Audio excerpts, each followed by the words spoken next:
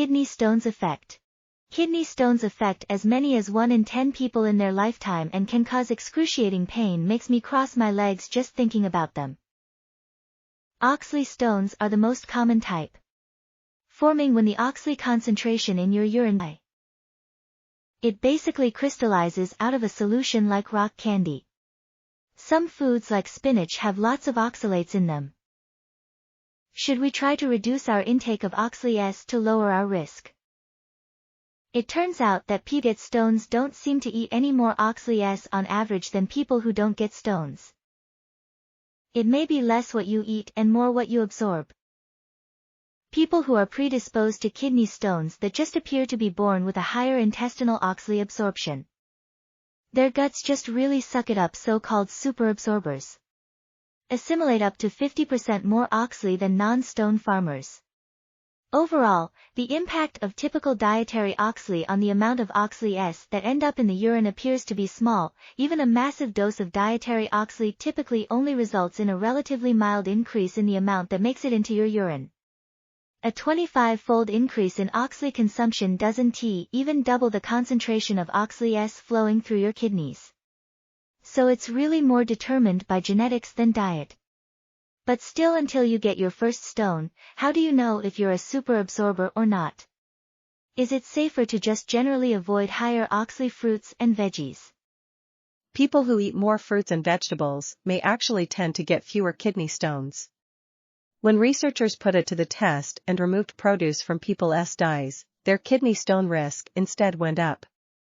Removing fruits and veggies can make your dietary oxalate intake go down, but your body produces its own oxalate internally as a waste product, and that you may have a more difficult time getting rid of without the alkalizing effects of fruits and vegetables on your urine phase.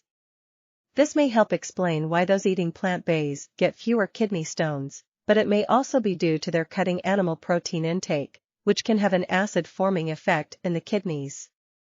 We've known this for 40 years. Just a single can of daily tuna fish can increase your risk of forming stone 250%. And even just cutting back on animal protein may help cut kidney stone risk in half. Surely there's some level of oxalate intake that could put people at risk regardless. There have been a few rare cases reported of people drinking green juices and smoothies, getting oxalate kidney stones.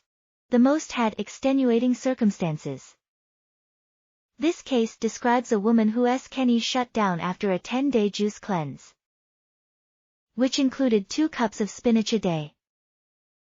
Normally we might not expect a cup or 2 of spinach to cause such a violent reaction, but she had 2 aggravating factors. She had gastric bypass surgery, which can increase oxide absorption in history of prolonged antibiotic use.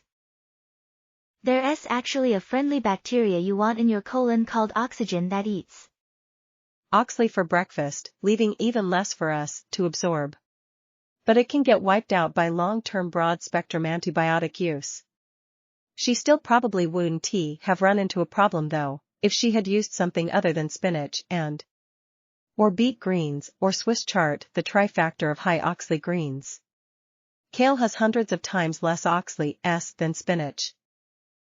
She would have had to have juiced in excess of 650 cups of kale a day to get a comparable dose.